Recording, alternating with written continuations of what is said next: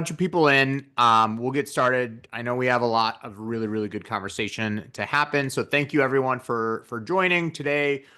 We are going to be talking about beyond the numbers, moving into and really transforming the accounting industry and the accounting practice into high value powerhouse services. And so today I'm super excited. Michelle is going to be joining me. Michelle, I'll throw it over to you, give you the floor to introduce yourself, and then I'll introduce myself and we'll jump right in. Okay, awesome. So I'm Michelle, the founder of The Abundant Accountant, and I also host a podcast called The Abundant Accountant Podcast. And really, my mission is to help firm owners really escape the daily grind who don't have a system or a real plan for a sales process in their firm. So they can actually have time, freedom, money freedom, and make the shift into true entrepreneurship. So I believe that firm owners should not feel burnt out and you should be able to get to your revenue goal no matter what that may be. So, here at the Abundant Accountant, I show you how to identify the packages for your services, how to price your services, how to raise your prices without having all of your clients leave you. And so you can work with high margin clients and improve profitability at the same time. And so that's what we do here at the Abundant Accountant. Love it. Phenomenal. Well, I'm excited about this, Michelle. And for everyone that doesn't know me, I'm Fady. I'm the founder and CEO of Clockwork.ai. Former CFO. I call myself a recovering CFO. I started my career off at FP&A and strategy at Boeing.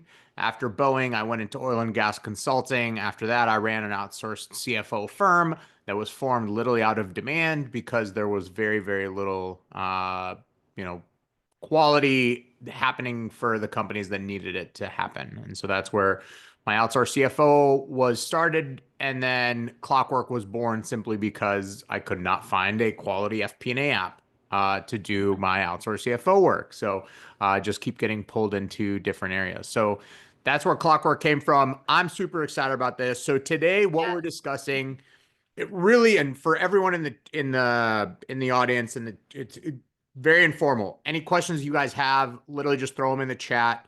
If you guys all want to share where you're calling in from or anything like that, just to kind of get the ball rolling, please do feel free to share that. I'm in Boston. Michelle is in San Diego. Usually I don't start with weather talk, but whenever anyone has anything to do with San Diego, I'm always like, it has to be like San Diego's the one city in all of the US that has the most perfect weather. Um, but today we're going to be talking about how top firms break out of compliance and transactional and low value kind of things and become true strategic partners for their clients. Simple pricing and packaging literally can change revenue by 40%, 50% without Mhm. adding more hours, adding more time, adding more people. We've seen a lot of different use cases. We've seen a lot of different success stories, and Michelle and I are absolutely going to share a lot of that. Today really is conversational. We're going to be sharing. This isn't a, we're going to talk at you. We are sharing best practices. We are sharing why people have been doing well, why people have suffered, where they suffer. And, we're all kind of doing the exact same thing, just from different angles. And so really that's kind of the beauty of it. So any questions you guys have, throw them in the chat, and we'll get started. So Michelle, first question is Yeah. actually for you. And Okay. it's always funny. My dad always said a smart person learns from their own mistakes. A genius learns from other people's mistakes. Yes, that's very true. So talk to me. What are the most common mistakes that you see accounting firms make when they're trying to move into and monetize advisory services? Well, I would say the biggest mistake out of the thousands of people I've worked with is that you give away free advice. So you're helping clients without getting paid. You undercharge for your services, which means that you're charging lower, maybe to get them on board with you, to engage your firm. You're like, oh, I'll raise them later. Or you're discounting your services. You're like, oh, well, I'll discount this when really you're trying to sell a premium service. It's almost like, Fatty, you're going and saying, hey, I want to fly private jet planes, but I want to pay Spirit airline prices. Hmm. I think that's probably the biggest mistake I see firm owners have, because those are the ones that we fix at first.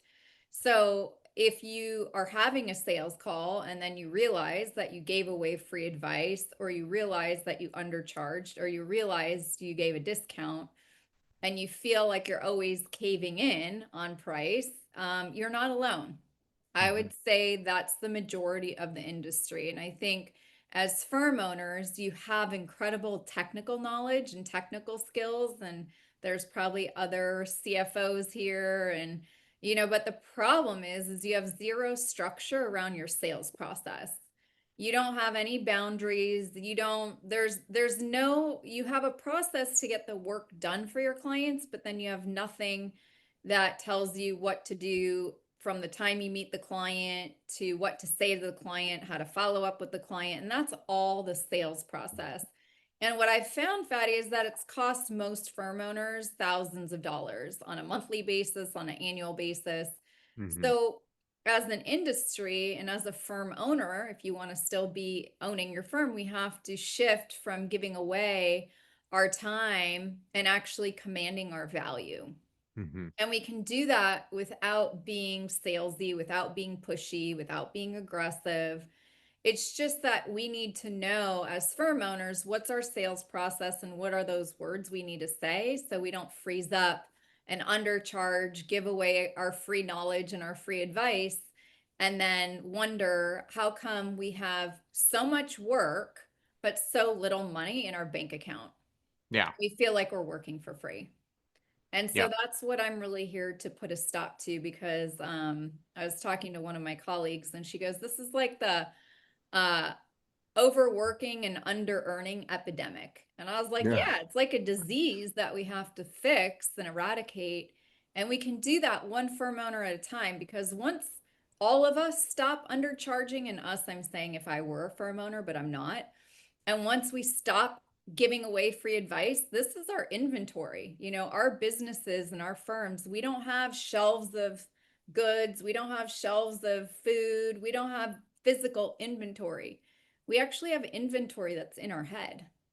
But why do we continue to give it away for free? So For sure. I hope that answers your first I don't know question that on the biggest mistake that I've seen. yeah, those are all very, very good points. I think, other than all of that, which, literally in addition to all that, I would say, is so many firms love to do the one foot in, one foot out approach on advisory. And they're like, oh, we're doing it. It's like you're doing it for one client, maybe two, and then you're saying that you do Mhm. advisory, but then you don't actually do advisory, and then they're not paying for advisory. Correct.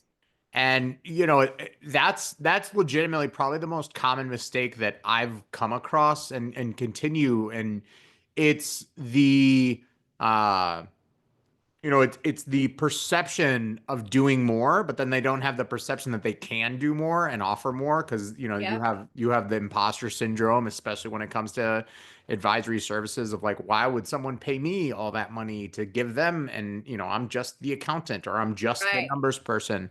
Um, Right. so there's a lot of that plays into a fact, but that, like, it's always funny when you talk to a firm, because if you look at a firm from the outside in, you're like, wow, they're crushing it. They have tons of clients. They have advisory services. They do outsource CFO. Then you talk to them and they're like, we have three clients. And I'm Yeah. like, what? Like, why? And they always do the one foot in, one foot out. And so you gotta, Yep. advisory service is something you have to commit, or don't commit. Yeah, you got to go all in. It's Yeah. 2 feet in or no feet in, right? Yeah. Or like just Yeah.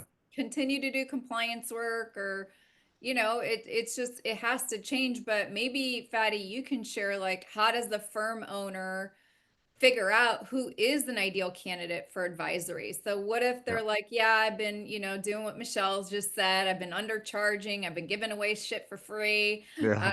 I give discounts. I want to put an end to that. Mhm. And I'm like, well, how do I transition to sell more of those high value services? How does a firm owner start identifying like who would be a good fit for that? I think every single firm owner knows who the clients are. I mean, there's super hard line in the sand kind of things where I look at from revenue perspective, like if they make over 1 million in revenue, or if they're growing 20%, year over year, month over month, there's certain like quantitative things that you can tie, but also no one knows your clients better than you do. Who's asking you those questions? Why are they asking you those questions? Are they reaching out to anyone else? I think one of the biggest things is like, if they're not coming to you for that stuff, but their business is still going through it, they're probably going to someone else for that. Why are you Yeah. not entering yourself into those conversations and being like, hey, who are you going to for cash flow forecasting? Are you actually planning out scenarios? Are you doing all the different things for your business? You're opening up a new building or you're buying a new thing or you're hiring more people. Like, how are you making those decisions? Simply asking, like, how are they doing that? What are they doing? And then inserting yourself on those. That's kind of a low barrier to even see if there's a conversation to be had. Then on the other side, clients that are always reaching out to you. You give them an inch, they take a mile. They want to have a quick chat, and then that quick chat turns into an hour long free consultation about all the stuff that they're working. And so right? Mhm. A lot of the clients, they need it. It's just at the level of what you can provide, and that's when the scaling and the tiers and the pricing, all that, leveraging technology obviously makes that easier to be able to have that reach across the board. Yeah. But yeah, I think that's how I did it, and that's how I've seen a lot of the successful firms doing it. All right. Yeah, no, I mean, those are some good next steps for someone who's just doing it for free and wondering, well, how do I figure it out? So, what if they don't have any clients that are doing 1 million? I think there's different buckets. That just means you can't charge the true top dollar. Like when I started my firm, the most I charged was 2,500 a month. I didn't have all my clients were super small startups, so none of Oh, them were making over 1 million. okay. But when I had scaled and I was properly doing outsourced CFO work, Yeah. they were all making over $1 million in revenue because I knew that they could afford the 5 to 10 grand engagements every month, and Yeah. it made a lot more sense. But you don't need to have, the stereotypical outsource CFO $10,000 a month engagement. You can start small and just start with charging 1,500 a month. If a company's making 500,000, they could probably afford to pay you 15 to 2,500 a month. And you That seems too low, but that's for a different conversation. For sure, yeah. There's levels to it. There's levels to it, and so basically the net is every client needs it. There is not one client in the Correct. world that does not need advisory services. How you package it, how you price it, does depend on their revenue, their growth, their targets, their goals, all that kind of stuff.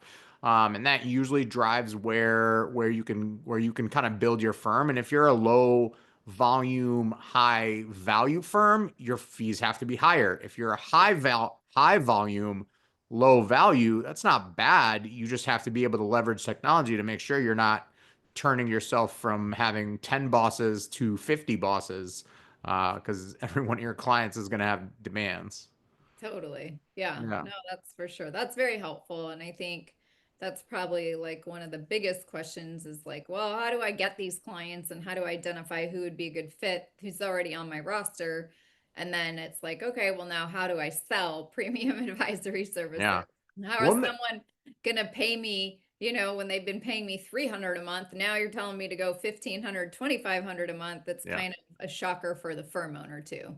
So with that transition, like how are you seeing those common mistakes and solutions for the people that are actually going through that transition with how they price, how they sell those services? Like how are you seeing that? Yeah, so I mean, it's a great question. I think there's so much behind it. But I would say the first thing that you have to do is you have to stop procrastinating and actually get into action. So in order to stop procrastinating, you have to do what you said and identify, well, who am I going to reach out to and who am I going to call? Because until you have that, you're going to just continue doing what you've been doing for a very long time because people don't want change. Human beings actually don't like to make change, right? How many of us say, oh, I got a New Year's resolution, and then you never do it, right? Yep. So I think the first mistake that we need to really identify is looking at yourself and saying, okay, which clients am I going to commit to having a conversation with? And then, as far as how to price and sell advisory services, one of the most important things is that if they're a current client, you want to prepare at least 1 hour before a sales meeting. So you want to look at their financials, you want to look at their books, you want to look at their accounting. You want to identify that if you were going to work with them at a greater capacity, what other things could you help solve for them and what problems could you help them solve into the future?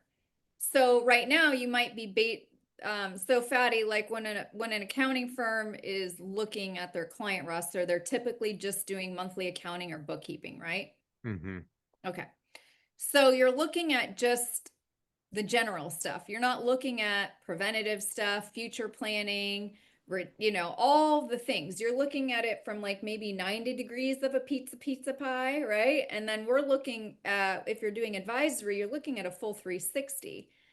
So, one of the ways to think about that is pricing. You have to think about it like doing surgery if you were a doctor. And if you were to perform surgery and you're removing tumors out of somebody, what are you going to charge if it changes their life? If they can have a full, healthy life, if this were removed and that this surgery could solve that problem. So, if Mm-hmm. your advisory services, CFO services, whatever you're going to call it, is that same thing as surgery for your client versus right now, you're just kind of doing the bookkeeping and just doing the stuff to get by, but you're not helping with growth, you're not helping with minimizing other expenses or all the other technical stuff that you guys do when you're doing advisory services, then we're not looking at the whole thing. So our price would be lower. So what I like to think of it as is how would you like to get paid if you were the advisory surgeon doing surgery on your patient versus having them just come for general checkups once a month? It's very I love different, that. Yeah, I right? absolutely love that. I'll actually Yeah. I'll actually add to that analogy because Okay. one of the things that changed my entire outsourced CFO firm in general was I would go and talk to a company, a client, Uh-huh. and I'm like, "Hey, I'll be your outsourced CFO." And they're like, "Awesome, I know I need one, but like what are you going to actually do?" And Yeah, they don't get it. What the I'm hell like, does that mean? Like, if you tell me that, I'm like, I don't understand what that means. "Correct." And so that's like going to a doctor and being like, "Hey, I know I need my, stomach checked, but you're going to the wrong doctor, or they don't actually Right. tell you what they do." So I actually like that analogy. Yeah, Um, it's one of the biggest things when you're thinking about the pricing, but then how to sell it. The other biggest mistake that I see is that firm owners send quotes and proposals. yeah. Like you meet with somebody and then I don't even know what you say to them in that hour, but you do whatever you do. And then you give them some price. And then they say, oh, great. Can you send over the stuff for me to review? And then you comply with the client's request. So you're not in control of the conversation. Mhm. And then you send a quote or proposal, and then you keep checking your computer, wondering, why didn't they sign it? They said they wanted to move forward and review everything. And you're never asking for the sale, you're never getting a full on commitment. Mhm. And you're just never going to grow your revenue that way. You're never going to have people, it's like taking a passive approach versus a proactive approach to being able to handle objections, see what questions they have, maybe some concerns, maybe they don't understand, like you just said. I know I need a CFO, but I don't know what that means. Like Mhm. maybe they're sitting there the whole sales meeting and listening and being like, and pretending that they think you know what they're talking about or they understand you. And then you send them the quote or proposal and you get ghosted and you hear crickets and you wonder how come you keep meeting with people, but none of them are converting and engaging your firm as the new client or as an upgraded client. So if you're doing monthly accounting or bookkeeping, and you're having these meetings with your current clients, you're wondering why none of them are moving forward. This is probably why. And then, So go ahead. I was gonna say it's what we talked about at the beginning, right? It's the half in, half out. Like if you're half, then it's Yeah. very easy to be like, oh, okay, fine, just stay on your existing thing. Yeah. We're It's not gonna easy. completely change it. Yeah. the path of least resistance. People are afraid of change. And so that's legitimately you know, the evolution. Well, and I think people are afraid of change, but here's the real thing. Like the clients that I work with, you have to be sick and tired of how much money you're leaving on the table. You Yeah, have to be sick and tired of how much you're undercharging for your services. And then you'll finally make a change because then you won't have to sacrifice weekends with your family anymore. You won't have to work from 7 a.m. to 7 p.m. You won't have to check anything on the weekends in your inbox. You can pay off all your debt if you have it. You can go on dream vacations. You will be cash flow positive and never have to worry about money or borrowing from a line of credit. And until Fatty, someone feels and wants that and is sick and tired of the way things are going, no one's ever going to change. for sure. Yeah. I mean, that's absolutely right. And to be super kind of I think last year a lot of it was do I need to move to advisory? Can I stay on the bookkeeping? Can I stay on the transactional? What 2025 has kind of shown to everyone is like either you literally evolve into advisory or you won't have a firm. And that's really Yeah. kind of the evolution is happening so fast. Like you have Hmm. Intuit literally every day they are on a mission. They have a metric boatload of money that they're investing on completely making bookkeeping just built into the product. Like Hmm. it last year they got a lot of flack when they're, the whole bookkeeper live or whatever, and then they just rolled out the brand new bookkeeping AI. It's like you're not going to go against Intuit. Intuit will solve the bookkeeping solution. Same with Zero. Yeah. Zero has Jax, they call it. Everyone has an AI bookkeeping solution. So it's this year is the year that's like, oh shoot, if we don't evolve, we don't have 5 years to figure it out. I've met with so many firms that think they have 3 to 5 years, and they're like, oh, I'll retire by then. It's like, Yeah. your time frame is like a 1 to 2 year time frame. Uh, Yeah, and I think you become premium, and I think it goes back to, do you still want to be like Spirit Airlines or these like higher volume, low fee, low cost kind of firm? Or do you mhm. want to be like flying a private jet, with 8 to top 10, 20 maybe tops clients paying you top dollar so you can enjoy your life and freedom and do all the stuff that you want to do, not care about what Intuit's doing or not care about what the other company said was doing. Because I think that's really what's possible for every single person here is that you can make that shift. You Mhm. can boost your revenue without working more hours. You don't have to negotiate your prices. You don't have to discount your worth and continue to be like a discounted airline. You can actually be a premium jet, or business class kind of seats in your firm. And Yeah. that's something that would probably be more fun for the work that you're doing and everything else. So I guess Yeah. Fatty, for you, like I, do you have a case study of like a firm that actually made this transition? I mean, I know you're a Yeah. case study, but maybe someone else that actually had an advisory model that worked and they transitioned current clients into advisory. And what happened with their firm? How did their revenue change? How did their personal life change? Yeah. I mean, for us, it was an absolute kind of uh, a revolution and how people were leveraging Clockwork. So we had a firm that came on, they signed up for Clockwork. Um, I literally want to say like December 31st, and it was a bookkeeping only shop. They had very few advisory clients, and they were like, we need to prioritize advisory. We need AI to do it. And we need to, we don't have a team that does the modeling and all this kind of stuff. We need a software. So she signed up literally December 31st. By the end of January, she had over 400 clients signed up on Clockwork. Mm, And her strategy was give them the value. Who cares whether mm, they're paying quote unquote advisory or not? Software can do it for pennies on the dollar in comparison to paying for someone to do and spend the time. And then what she did was she created a demand where she gave the value to the clients, and then the clients were coming to her and be like, where did this come from? What is this? Like, can I get more of this? I have questions about this and this and this.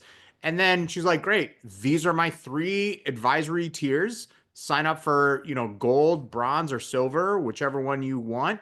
And then I'll have the conversation with you.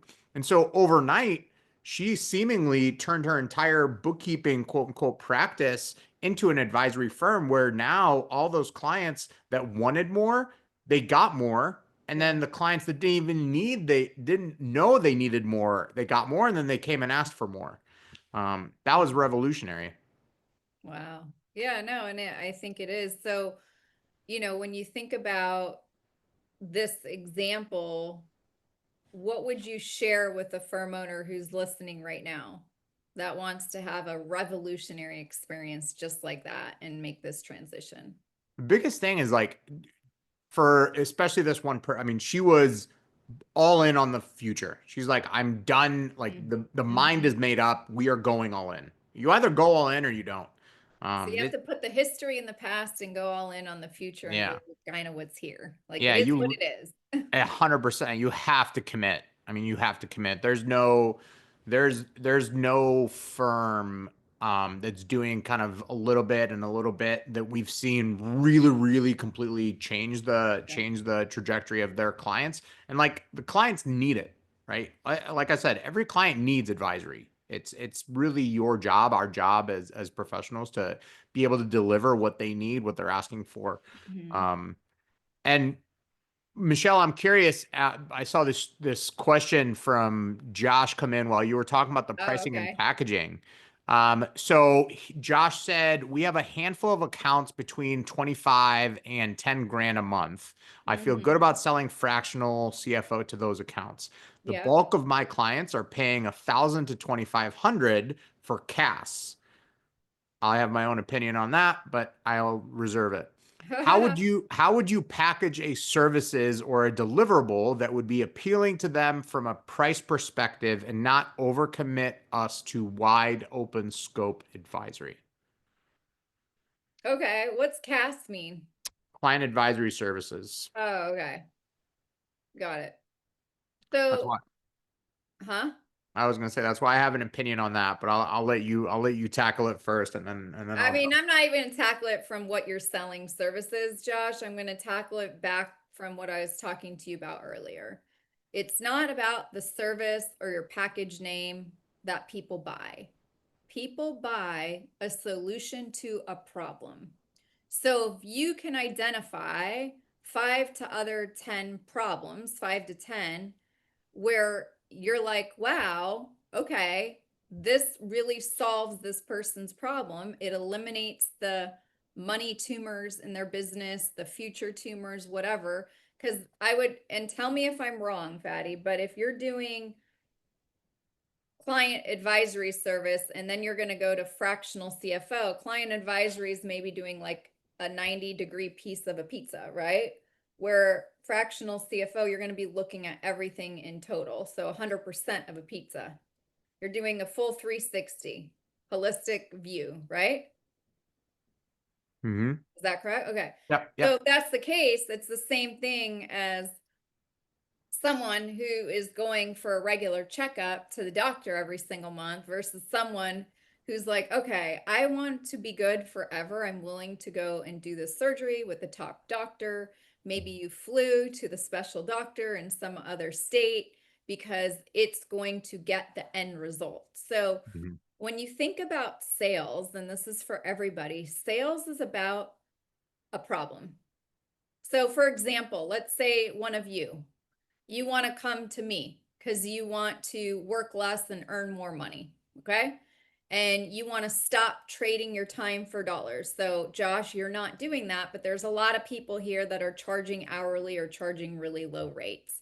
And then they're having scope creep, Josh, like you talked about in your question. So then we say, okay, well, we want to start commanding premium fees without the burnout. Okay, but how do I do that?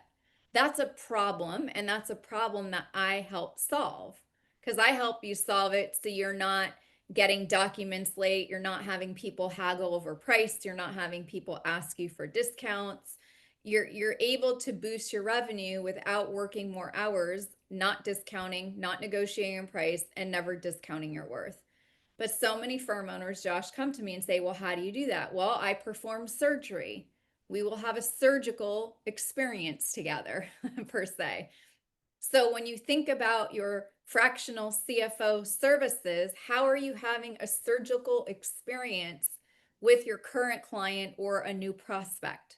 What does that look like? You have to think about it and write it out. You should have a list of at least 10 to 20 things on how you basically solve problems for people. And that is how you can command a higher value, charge premiums.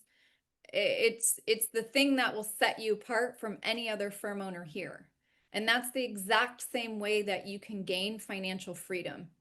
The freedom Yeah. each of you deserves, and time freedom so you can get your time back. Yeah, I love all that. The one addition that I would have is, the fractional, quote unquote, fractional CFO versus CAS.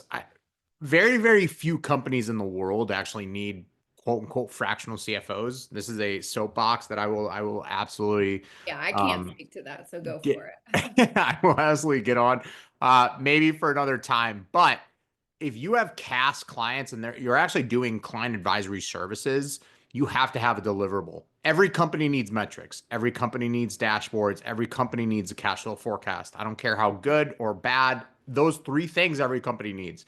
If you don't have an out of the box solution to provide those for all your clients, you're not doing CAS. If you're classifying and calling your clients that are paying you $1,000 a month and you're saying that's CAS, that's not CAS. There's not a chance you're doing actual client advisory services, and you're spending maybe 3 to 4 hours for them a month, unless your hourly rate is the hourly rate of a bookkeeping firm.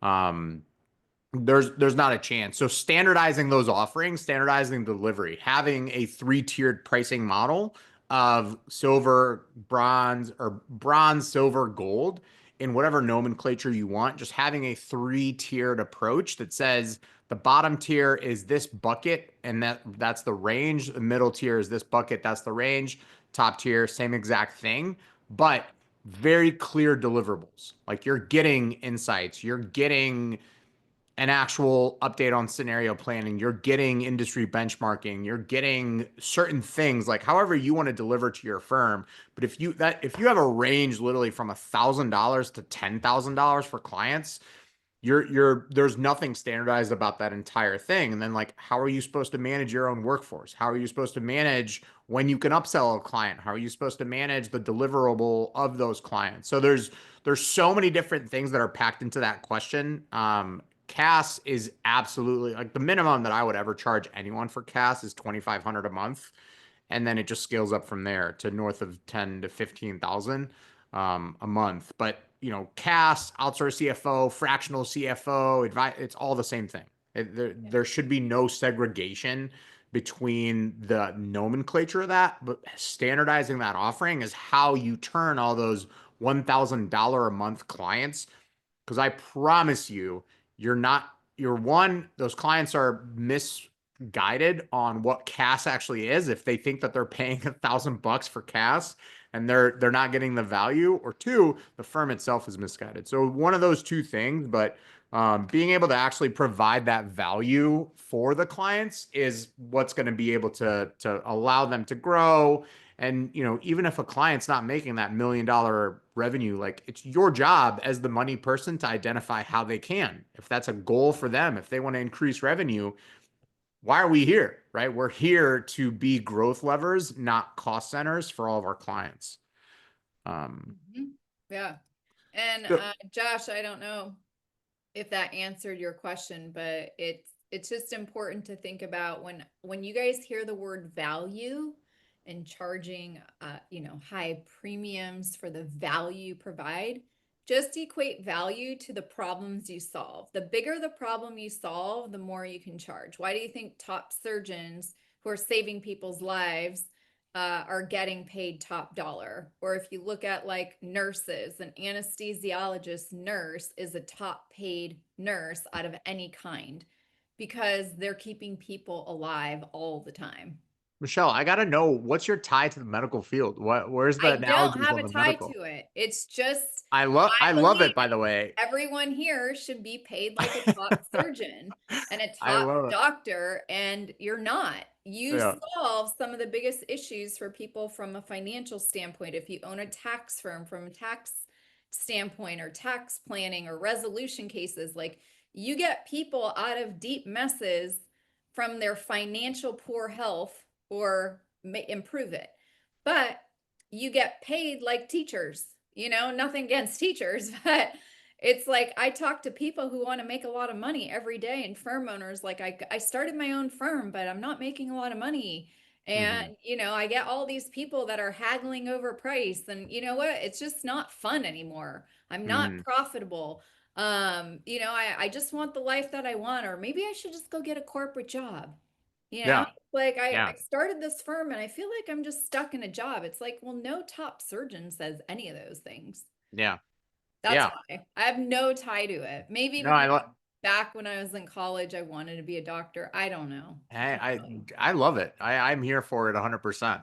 Um, and I know I have a really good question for you, but I'm going to actually jump into the chat. He said, so Jeremy Lambertson saw someone, he said, I'd love for you to poke holes. Be careful what you ask for when you ask me to poke holes. But his question was, I bill a monthly retainer based on an hourly estimate, $200 a month for retainer. Overage hours are $350 an hour. If someone wants strict hourly, we bill at $700 an hour. I have a small team, 5 FTEs plus me. The retainer is typically $15 to 50 hours a month. This is scaling well. I'd love for you to poke holes.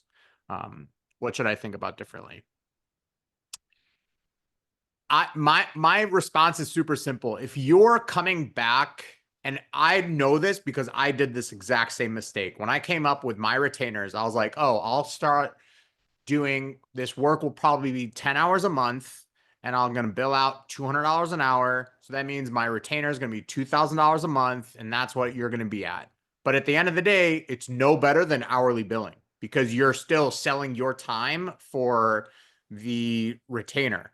What I Mhm. started doing, and what was the great, kind of the groundbreaking thing for my outsource CFO firm, I'm like, how valuable is this for this client? If this client goes and raises $5 million because of the work that we did on their model and their pitch deck, that's worth 10 grand a month. Whether I work 2 hours or I work 20 hours, that's worth 10 grand. So the value-based pricing has nothing to do with the amount of hours that you spend. Because if I go look at a client, if I look at a P&L, because I've been in finance for 20 years, I can look at a P&L, dissect it, and identify all the growth levers, all the red flags, all the yellow flags within probably 10 to 15 minutes. It may take someone who's new to the field, new to the industry, it may take them 10 hours. Why should I charge any less than the person who's going to take 10 hours? So Yep. provide the value because you come with tremendous experience. If you're billing $700 an hour, you obviously have something very valuable to provide. Make sure you're providing or you're charging for the value, not the time it takes you to provide the value. Correct. And I'll just say something to that, and then Josh, I'll answer your question about problems to solve. So, Jeremy, just to add on to what Fady was saying, I'm sure you guys have seen it all over the internet and Facebook and stuff, but I've had a lot of problems at my house, and I bought like a really expensive fixer upper, like from the outside, and I'll use the medical term, you guys, because that's just where we're going with it today. My house looked like it had the best facelift and, plastic surgeon on earth. But underneath it, I'm like a cancer patient. My house has like tumors growing inside and out of So it. very They just SoCal. they just It's did a very the Southern outer, but California the thing. inner, you got like high blood pressure. My house has cholesterol. Like it's on the verge of needing, like an ER room, even though from the outside it looks great. So I've had a lot of people come over the house, and to speak to your hourly thing, and I think it was Jeremy, look at the plumbers. I can't remember what they say, but you have a problem, right? And you have a person come over and they're like, okay, well, I'll try to figure it out. And they're charging you by the hour. And you're like, when the hell are you going to figure it out? Like, this is leaking over here. Can we get, come on, let's do it, right? Can't figure it out, charges you for 10 hours. Next guy comes over, plumber, says, I know exactly how to fix this. And just so you know, it's going to be 2,500. And okay, I just paid someone else like whatever, 100 an hour, or whatever it was. Mm-hmm. I'm like, all right, because of what I do for work, I really don't care. I'm like, how fast can you fix this and get the hell out of here? And I Mm-hmm. don't really care what it's going to charge, what you're going to charge, because this goes into Josh, the next thing. My problem will cost me more than the 2,500 I'm going to pay him to fix this problem, because more water damage equals more problems. Those problems are actually a bigger problem than the plumbing problem. So you pay the person 2,500, they're here 10 minutes, and you're like, wow, okay. It's just you can't interview for a trade kind of worker's knowledge. You just have to figure it out by, mostly in what I've figured out is referrals, because it's like, well, how good are they? And if they're the most expensive, they're typically really, really good, because they're going to Mm-hmm. fix shit fast and move on, because they know that they can get ahead of everybody else because they're a specialist. Just like a surgeon, they're a specialist. There's people that only work on, here's the medical thing, Fatty. I had a case of vertigo this year, and I haven't had it in years. I couldn't like not get out of bed. I was like laying in bed, and it felt like my bed, when you're on an airplane and it hits like a pocket of air, and then you kind of Mm-hmm. like, whoa, right? I felt like that. I could not walk. I was like, oh my God, what the hell's happening to me? So I crawled to the kitchen, got electrolytes, coconut water. I was just like, I don't know what's happening. Went to the doctor. She goes, oh, you need to go see the dizzy doctor. This has happened now more than once. Let's see if he can find the problem. So he's a neurologist, but only specializes in vertigo. Okay. Go get a MRI, go get a hearing test, go get blood work. They're looking at all these markers that no other general doctor will look at.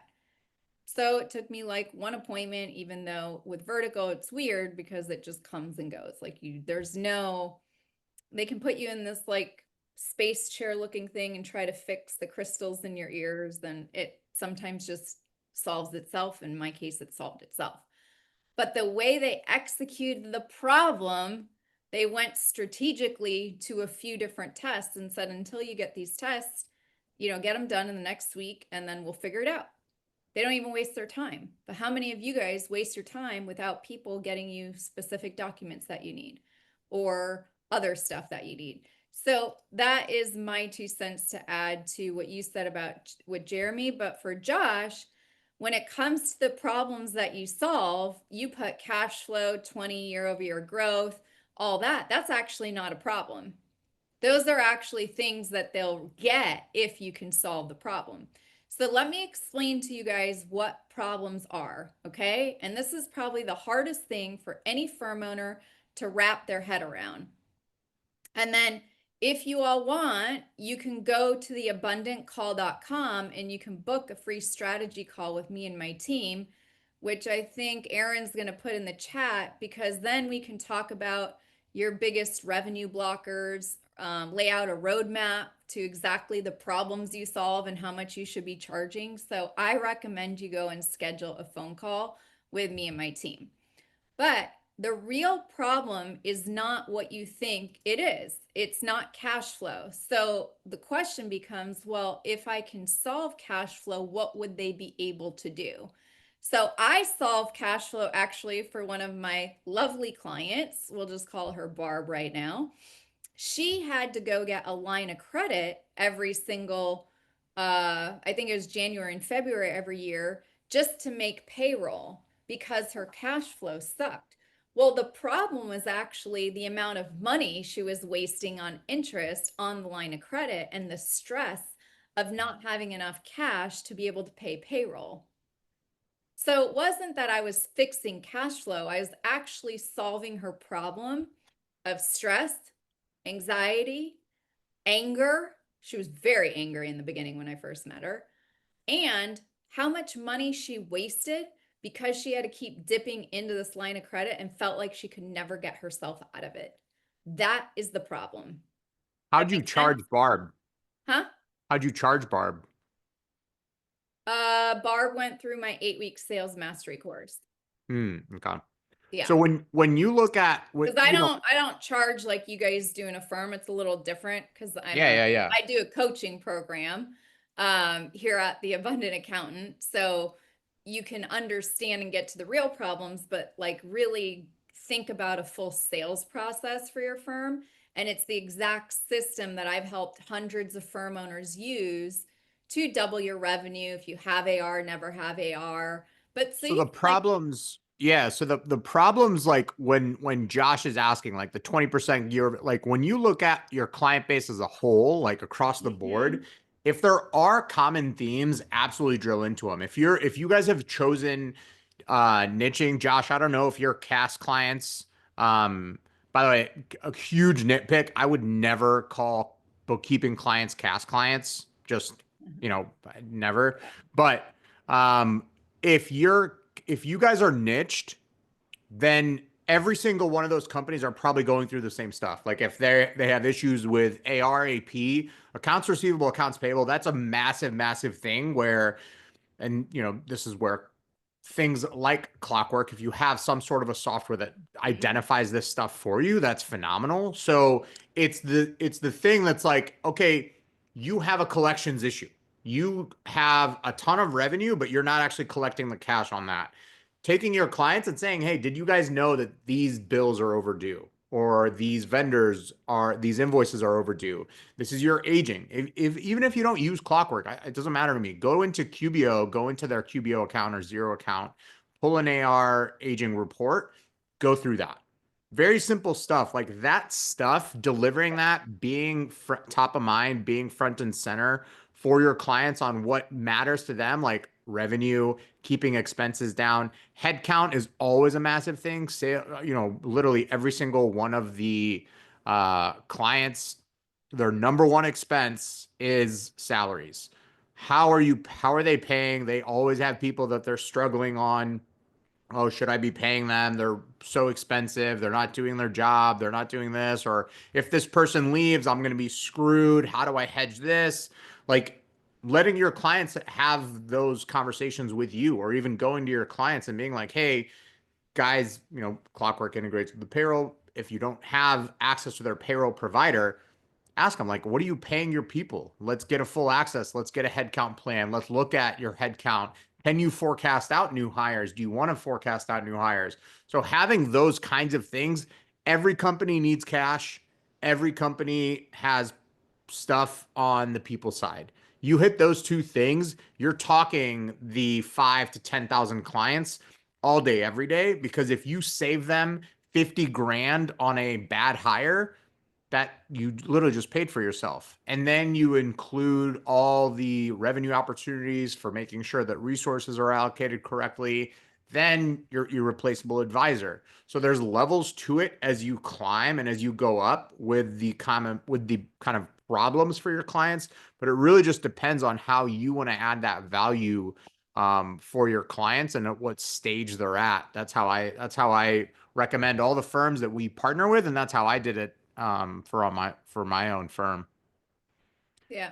And so, Fatty, with that, like those firm owners that have imposter syndrome, and what do they do to move past the compliance work? Like, what kind of skills and knowledge are truly the essential things that they need before they launch these services?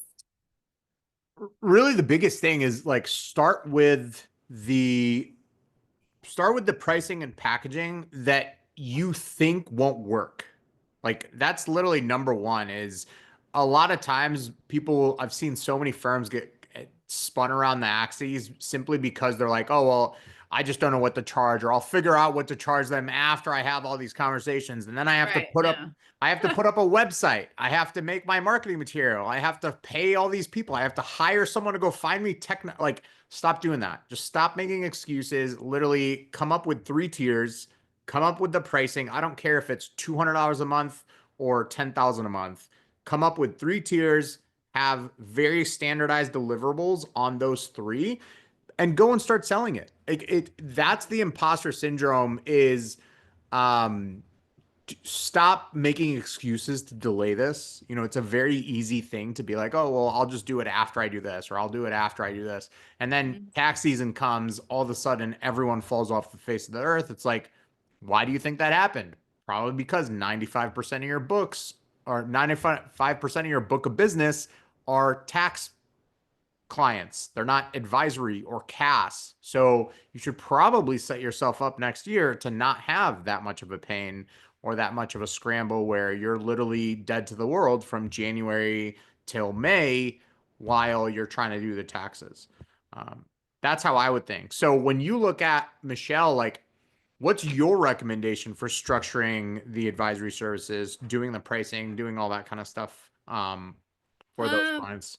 it comes down to surgery again. We have to identify the problems and we have to identify how big the surgery is going to be. Mm-hmm. If you're doing, like you said, you're going in and you're performing surgery on all this, like, what do you call it? The money that's not in their accounts from clients, and you're able to get that money in the bank, and they're actually not being a free bank to their customers. That's a pretty big performance of surgery for that type of client. So I think you have to identify, and it's like there's not a one size probably fits all for what you guys do with advisory. It's just not like that. You'll start to see consistencies and differences depending on maybe how complex or how big the company is. But I think it's really about identifying, we're just going to keep it simple today. What is the real problem? How is your client drowning in work or drowning in whatever they're drowning in?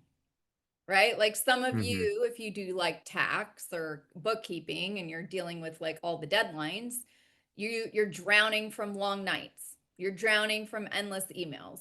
You're drowning from barely having enough time for your family.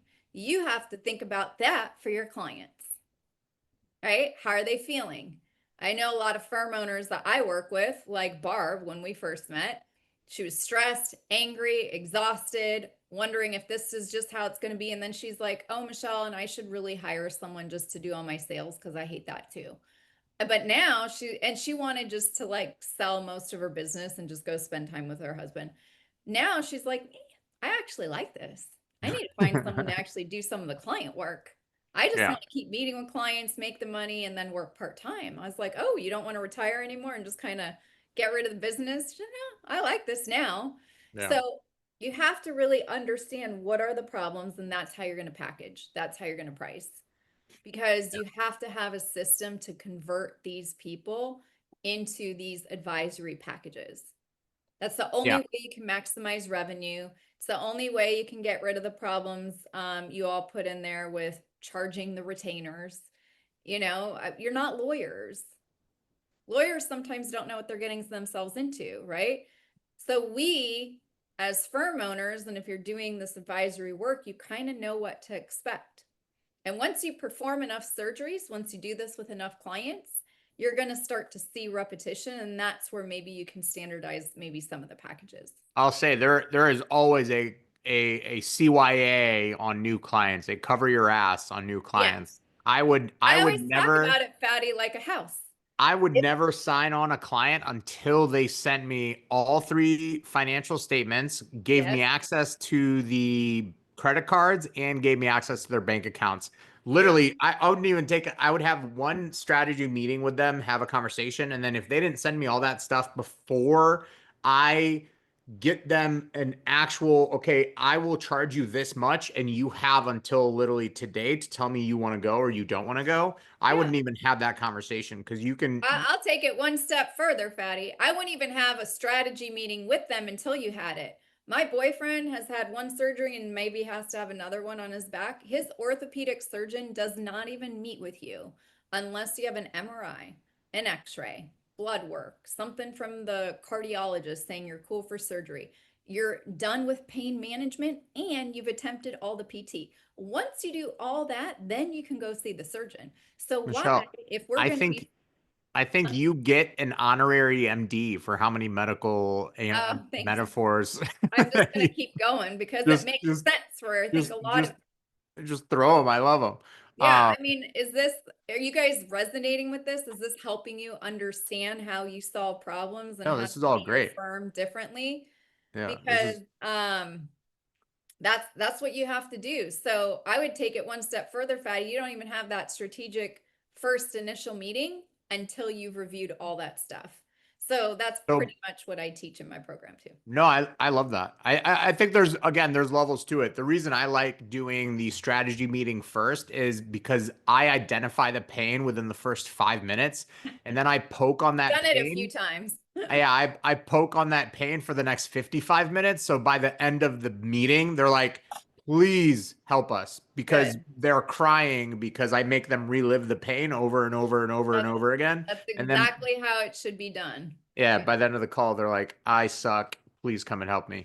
All right. So we have literally 2.5 minutes. Michelle, this has been awesome. Perfect. This was a very, Great. Yeah, no, very quick totally. hour. So I don't know, Aaron, do you want to throw up kind of the how people can stay in touch, get in touch? So obviously, you guys know me, Clockwork AI, go to clockwork.ai and literally create a free account. It'll For me, literally it's build. a little different. Yeah. So, So, so what, if you're like wondering and wanting to know more about problems and doctors and all that stuff we talked about, you can go to theabundantcall.com and schedule a complimentary chat with me and my team. So it's a no obligation strategy session. And basically, what we do is we analyze what you're doing in your current practice, we identify your revenue blockers, and then you will leave with a personalized roadmap. So you can increase revenue, you can convert some of your bookkeeping, accounting clients into advisory without the need to chase any new clients. Michelle, how So long is the complimentary one-on-one? it's an hour call. All And then right. should Love you it. find our discussion valuable and you want to collaborate further, we can outline what that would look like. But otherwise, there is no obligation unless we feel we can help you, we'll let you know. And So then there is check a out, short application you have to fill out after you book yeah, a call. love that. So check out theabundantcall.com, grab that complimentary clockwork. Obviously, you guys know we have a ton of resources out there for all the advisory. We will literally give you the bronze, silver, gold packages, the services, Yeah, the offer. Like you literally just email us, we'll give it to you. perfect. Thank you everyone for joining. Thank you so much, Yeah, Michelle, thank for you doing this. guys. This This was a was lot of super fun. fun. Next time we'll do it on maybe in San Diego, sitting on the beach or something. Oh, that'd be fun. Yeah. All right. Yeah. Well, thank you everyone. We'll give you guys Bye, the Josh. rest of the day and then we'll talk soon. Sounds good. Thanks for having me. Thanks.